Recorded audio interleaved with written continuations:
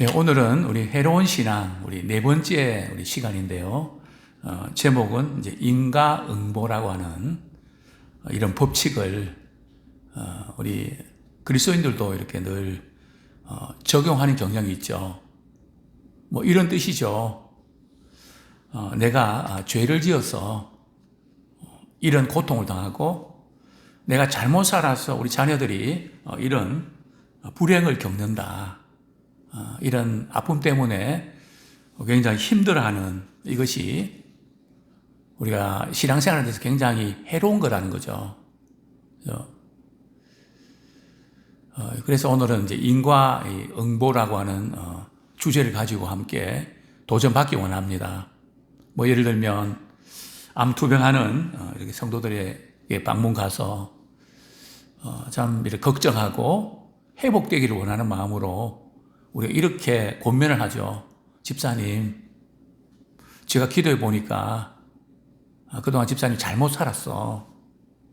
그래서 그거 회개하고 돌이키면 하나님께서 고쳐주실 거야. 이 말이 틀린 건 아니거든요. 그죠? 그러나 이런 말이 욥의 경우처럼 괴롭게 하는 위로자라는 거죠. 우리는 그렇게 받아들여도 우리가 권면할 때는 그렇게 권면하는 것은 굉장한 상처를 줍니다. 그죠? 우리는 답을 준다고 생각하는데 욥이 너무 힘들어하잖아요. 막 그러면서 욥의 이제 언어가 거칠어지고 뭐 나만 죄 지었냐? 뭐 그러면서 막 그냥 이렇게 죄의 경중을 가지고 말이 서로 다투고 그러다 보니까 욥의 친구들이 말이죠. 욥, 너가 죄를 지은 게 없다면 너의 자녀들이 죄를 지어서 그런 거야. 또 그러면서 자녀 문제까지 끄집어가면서 막 죄 문제를 이제 지적하는 그것이 이제 욥기의 논쟁이지 않습니까? 이런 어떤 부분에서 오늘 한번 고민하면 좋겠습니다. 자, 첫 번째로 우리가 다루고 싶은 부분들은 말이죠. 먼저 인과응보라는 이 단어 뜻이 뭔지를 우리가 한번 살펴보면 좋겠는데요. 인과응보라는 뜻이 뭘까요? 지은 죄가 있으면 반드시 벌을 받고 착한 일을 하면 좋은 보답을 받게 된다. 이 인과응보의 법칙이 기독교에서 나온 것일까요? 어디서 나온지 아십니까? 불교에서 나온 겁니다. 전생에 잘못 살아서 우리가 이런 어려움을 겪게 된다는 거죠.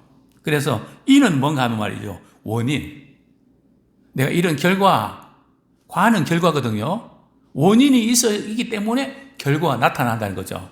그 응은 말이죠. 반드시 그렇게 이루어진다는 거죠. 보는요. 거기에 따라서 보상을 받는다는 거죠. 그러니까 뭐 이런 뜻 아니겠습니까?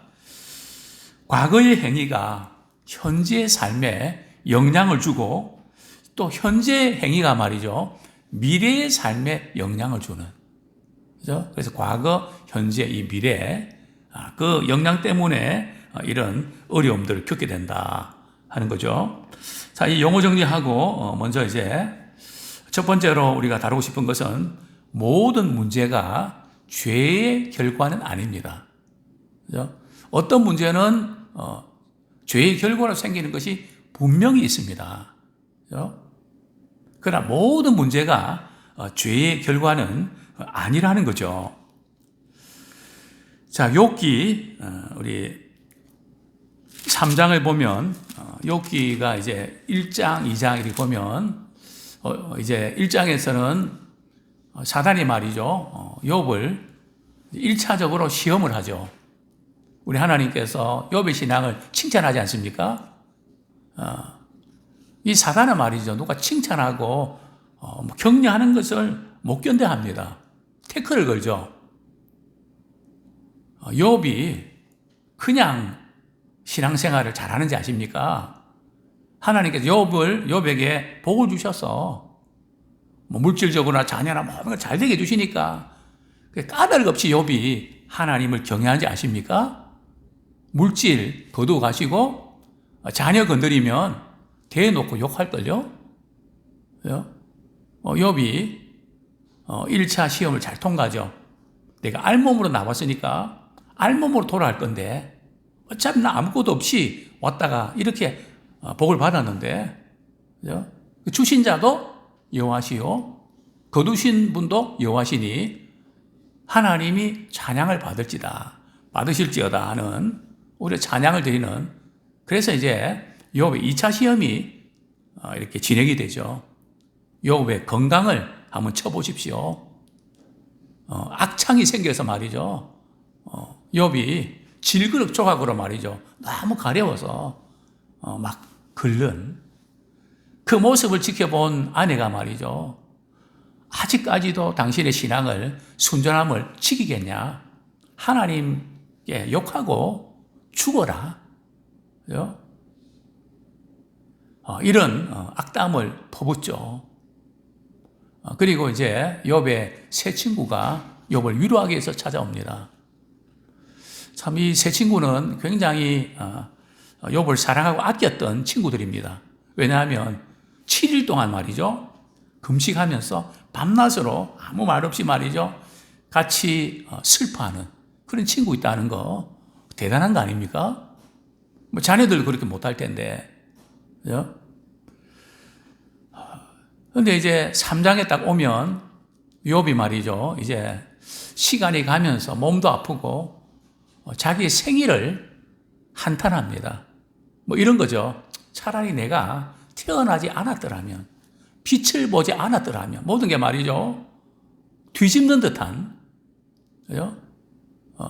이런 어떤 언어로 말이죠, 뭐 하지 않았더라면, 이런 시리즈로 이렇게 계속 쏟아내니까 친구들이 가만히 보니까 말이죠, 속상하기도 하고 너무 답답하거든요. 그래서 이제 엘리바스가 욥기 4장에서 이제 포문을 엽니다. 이렇게 권면을 하는데요. 이 권면한 내용이 뭡니까? 바로 인과응보의 논리로 욥을 책망하는데요. 우리 4장 7절 한번 보겠습니다. 4장 7절 시작.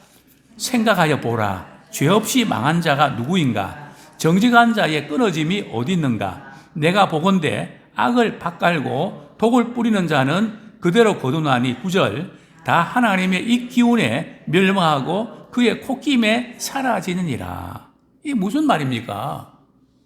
욥이 지금 이런 고난 당하는 것은 죄 때문에 그런 거다. 그죠? 죄 없이 망한 자가 누구냐? 너가 지금 죄를 졌기 때문에 이렇게 참 이런 표현 쫄딱 망했지. 그죠? 악을 밭갈고 말이죠. 독을 뿌리니까. 그래서 심는 대로 거두는 거 아니야? 죄 받아서 그런 거 아니야? 왜요? 이렇게 이제 인과응보의 논리로 이렇게 책망도 하고 권면도 하는. 근데 사실은 욥은 죄 때문에 이런 고난 당하는 거 아니잖아요. 왜요? 그러나 현실은 말이죠, 재산 다 날려버렸죠? 몸에 병들었죠? 자녀들은 10남매가 하루아침에 말이죠, 떼죽음을 당했죠? 현실을 바라보면 할 말이 없는 거죠. 죄 때문에 이런 고난 당한 거 아니라고 항변하고 싶지만 분명히 그게 아니라는 것을 믿고 있지만 뭐라고 표현할 수가 없잖아요. 그게 답답한 거죠. 이제 이런 기독교인들 가운데도 인과응보를 그대로 믿는 그런 분들이 있다는 거죠. 뭐 이런 거죠. 우리 신작에서 인과응보라고 하는 이 부분들은 폐해가 큽니다. 그죠? 어떤 문제가 생길 때 내가 특별한 죄를 지어서 이런 어려움을 겪는 거야.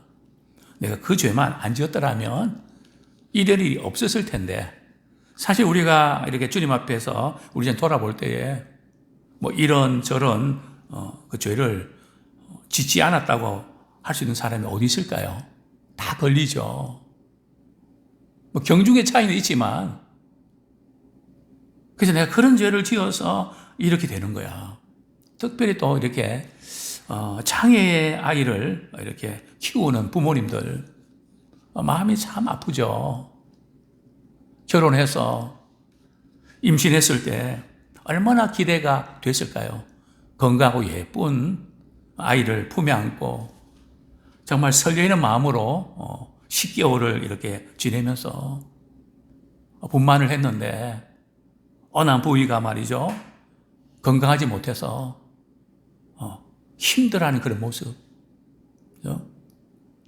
간혹 이제 이렇게 교회에 발표 행사하면 어떤 우리 집사님 같은 경우는 웁니다. 자기 손주를 이렇게 생각하면서 저는 이렇게 모든 걸 할 때 그 표정이나 그걸 다 살피거든요. 눈물이 걸렁 모습 볼 때 마음이 찡한. 그죠? 참 그 자체도 쉽지 않은데 어떤 분들은 부모가 뭔가 죄가 있어서 뭐 잘못 살아서 그런 거야, 이런 말을 누가 툭 던졌을 때 말이죠, 뭐 찢어지죠. 그죠? 또 어떤 분들은 이렇게 생활하다 무슨 문제가 생기면 내가 지은 죄는 용서 못 받을 거야, 내가 이렇게 잘못해서 이런 고통을 받는 거라고, 거기에서 벗어나지 못하고, 그러면서 어떤 분들은 이런 이야기 합니다. 목사님, 나하고 관계 있는 일들은 왜 자꾸 꼬이죠? 겁이 나요. 어떻게 하면 좋죠? 아무개도 죽었고요. 저는 겁이 나요. 왜 이런 일이 나에게 자꾸 일어나는 거죠? 참 얼마나 그런 마음을 갖는 그것이 얼마나 힘듭니까? 그죠? 그럼 우리에게 그런 게 아니야. 목사님 그렇게 위로해 주시지만 제가 이렇게 생각할 때는 그런 것 같아요. 그러면서 눈물이 글썽한 그런 믿음의 지체들이 생각이 납니다. 분명한 것은 모든 문제가 죄의 결과는 아니라는 거죠. 물론 죄의 결과로 오는 것이 분명히 있습니다. 없다는 거 아닙니다. 성경에서도 인과응보의 어떤 그런 장면들이 많이 나타납니다. 자, 두 번째로 우리가 생각해야 될 부분들은 우리가 고통의 이유가 아니라 고통의 목적에 초점을 맞추라. 왜 나에게 이런 고통이 왔지? 고통의 이유에 초점을 맞추지 마시고 고통을 허락하신 그 목적에 초점을 맞추면서 고통 가운데서 우리가 교훈을 받고 어떻게 대처해야 될지를 우리가 방법을 찾는 그런 우리가 되기를 소원합니다. 제가 책도 읽고 성경도 읽고 또 많은 분들의 삶의 이야기를 들으면서 이제 깨닫게 되는 것은 말이죠, 우리가 겪는 크고 작은 많은 문제들, 죄 때문에 일어난 것보다 말이죠, 대부분이 현실적인 어떤 상황 때문에 일어나는 것이 많다는 거죠. 현실의 결과입니다. 어떤 현실입니까? 신자든 불신자든 우리는 이 세상에 사고가 많잖아요. 위험이 많잖아요. 또 환경적으로도 문제가 많잖아요. 또 물론 우리는 어떤 경우에 선택을 잘못해서 불편과 호통을 겪게 되는 경우도 있습니다. 무슨 뭐 나쁜 의도가 아니라 좋은 의도로 시작을 했는데 선택을 잘못해서, 우리 선택을 잘못한 것이 죄인가요? 간혹 아이를 키우는 우리 부모님들이 이런 이야기 합니다. 내가 결혼해서 아이를 키우면서 사전 지식이 없어서 그때 그 아이의 그런 약한 부분들을 빨리 내가 발견해서 치료했더라면 이 고생 안 할 텐데 내가 몰라서 그냥 이렇게 지체하면서 나중에 병원에 가니까 왜 이제 왔냐고. 그죠? 그 어머니의 그 마음에는 평생 아픈 상처로 남아있죠. 그죠? 그래서 우리가 선택 잘못할 수 있습니다. 그죠? 뭐 잘하려고 했는데 때로는 선택 잘못해서 어려운 결과들이 있을 수 있죠. 또 때는 우리가 말을 잘못해서 그럴 수도 있고요. 우리가 살아가면서 우리 온전치 않아서 이런 저런 실수를 많이 하죠. 그래서 어려움을 겪게 되는 경우들이 많이 있죠. 우리 하나님 안 막아주셔서 그런 것도 아니고, 우리가 살아가면서 참 여러 가지 많은 그런 아픔들이 있을 수 있는데, 제가 볼 때는 대부분의 문제는 죄의 결과가 아니라, 물론 우리가 원천적으로 이렇게 따져 들어가면 그거 연결이 안 되는 건 아닌데요. 현실적으로 선택을 잘못하고 또 시대나 상황이나 모든 것들이 어우러져서 우리가 그 속에 살기 때문에 발생하는 그런 문제들이 많다는 거죠. 우리 예수님께서도 그렇게 말씀하지 않았습니까? 우리 요한복음 9장 1절에 보면 날 때부터 소경된 사람을 가리켜서 예수님, 이 사람이 날 때부터 시각장애인이 된 것은 누구의 죄 때문입니까? 물어보죠. 그 물어보는 사람이 누굽니까? 바리새인입니까? 또 군중들입니까? 제자들입니다. 예수님의 제자들입니다. 예수님께 직접 제자 훈련을 받은 사람들입니다. 그럼에도 불구하고 당시에 유대인들은 말이죠. 사람이 질병이나 고통을 당하는 것은 자기 자신이 죄를 짓거나 부모가 죄를 지어서 그런 일들이 일어난다고 그들은 믿었거든요. 그죠? 인과응보의 법칙을 믿었다는 거죠. 이게 누구의 죄 때문에 일어났습니까? 예수님이 뭐라고 말씀하십니까? 이 사람의 죄도 아니고 부모의 죄도 아니고 하나님이 하시는 일을 나타내기 위해서 일을 한 거다. 저는 그 말씀을 보면서 혹시 이 사람이 지은 죄 때문에 그런 건 아닐까요? 또 부모가 뭔가 잘못해서 그런 건 아닐까요? 그러나 예수님은 거기에다 초점 맞추지 않는다는 거죠.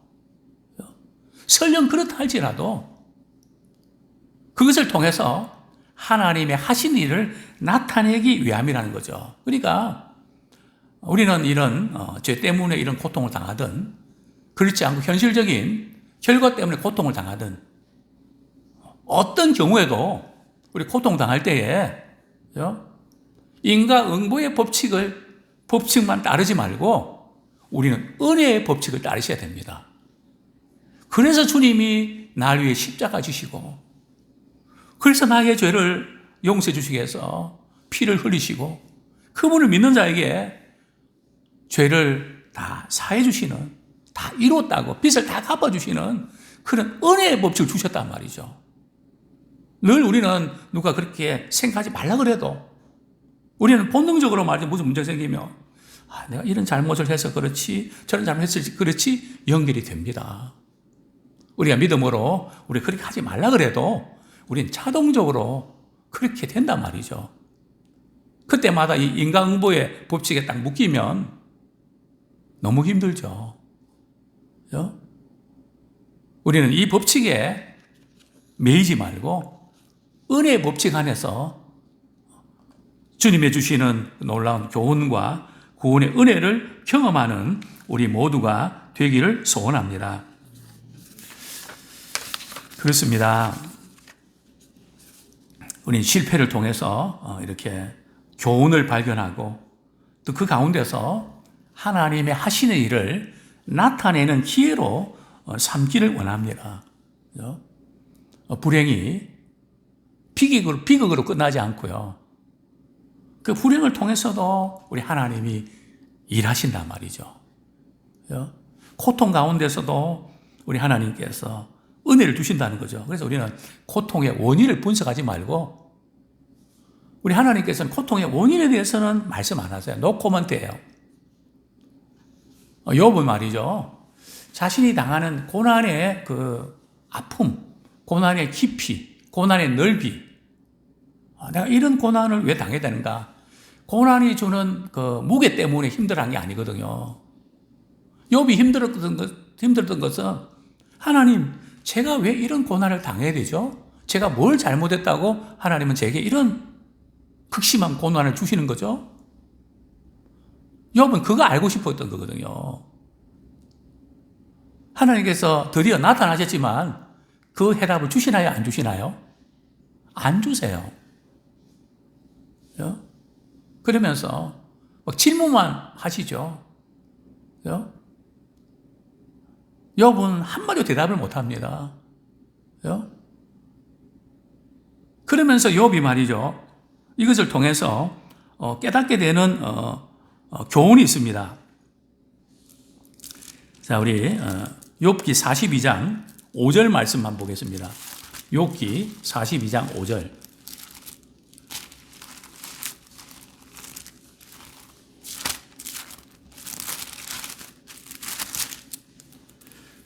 같이 읽겠습니다. 시작. 내가 주께 대하여 귀로 듣기만 하였사오나 이제는 눈으로 주를 배움나이다. 그죠? 이전에는 귀로 듣기만 했는데 이제는 주님을 눈으로 배우게 되었습니다. 주님을 더 가까이 깊이 또 알게 됐다고 고백을 하죠.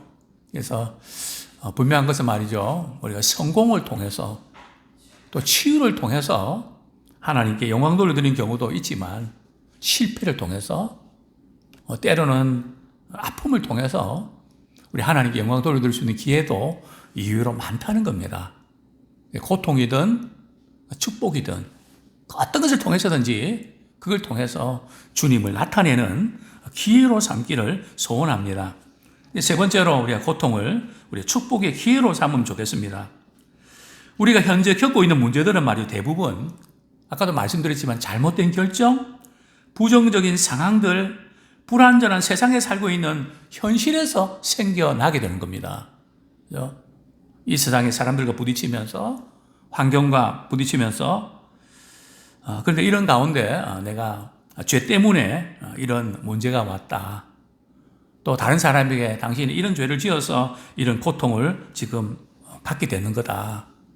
이렇게 되면 주님을 가까이 할까요? 주님을 멀리 할까요?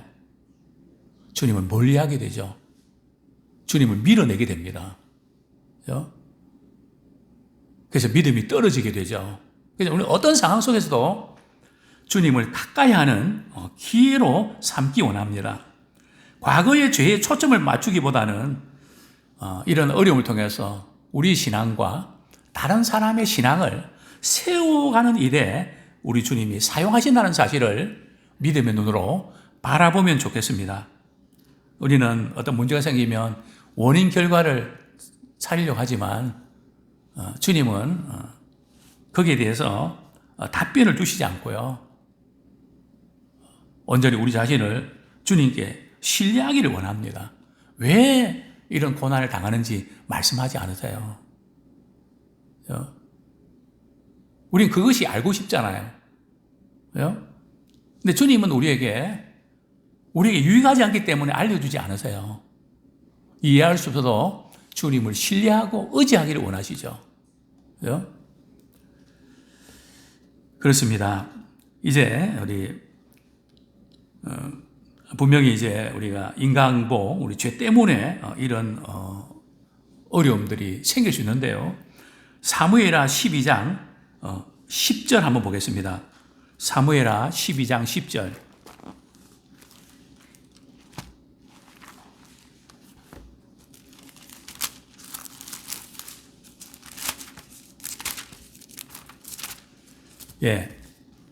다윗이 이제 우리아의 아내 바세바를 범하고 이런 이제 말씀을 나단 선지하는 걸 보게 되는데요. 우리 같이 읽겠습니다. 10절 시작. 이제 내가 나를 업신여기고 햇사람 우리아의 아내를 빼앗아 내 아내로 삼았은즉 칼이 내 집에서 영원토록 떠나지 아니하리라 하셨고, 다윗의 집에 그 칼부림이 계속 일어나잖아요. 결국은 이것은 다윗의 이 죄 때문에 그 죄의 결과로 찾아온 것이 분명하죠. 그죠? 그러나 다윗은 이런 사실을 목격하면서 철저히 회개하고 돌이키면서 하나님의 긍휼하심을 구하죠. 그죠?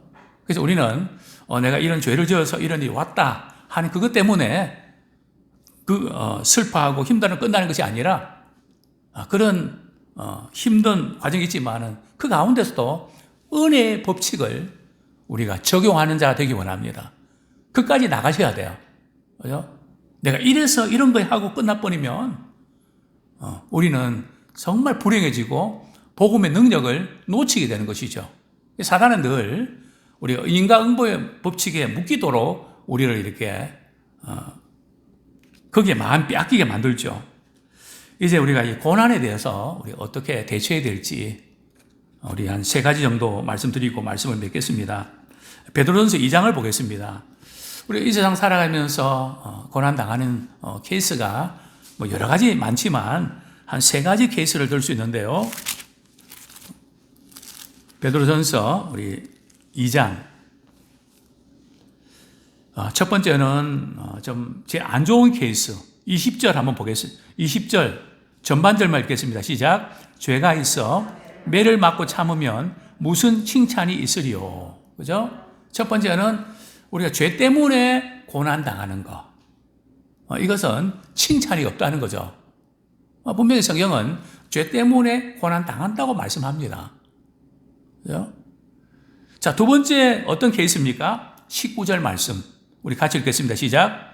부당하게 고난을 받아도 하나님을 생각함으로 슬픔을 참으면 이는 아름다우나.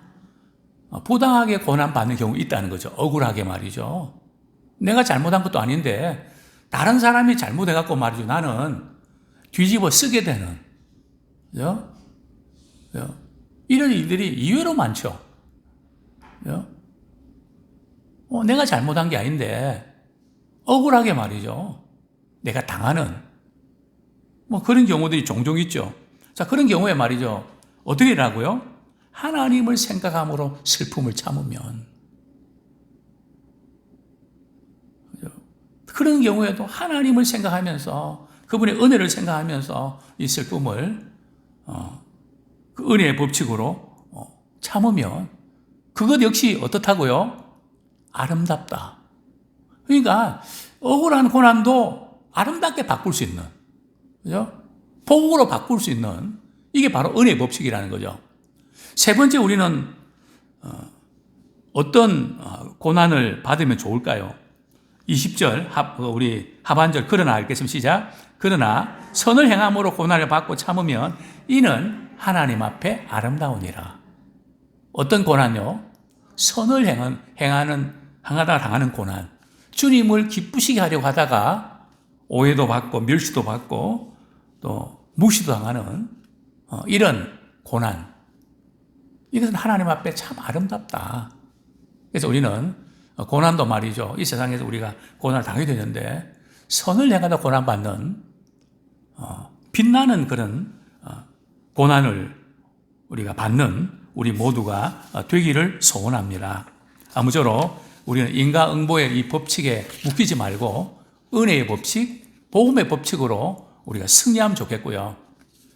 또 우리가 어떤 문제가 있을 때 우리가 죄 받아서 그렇다.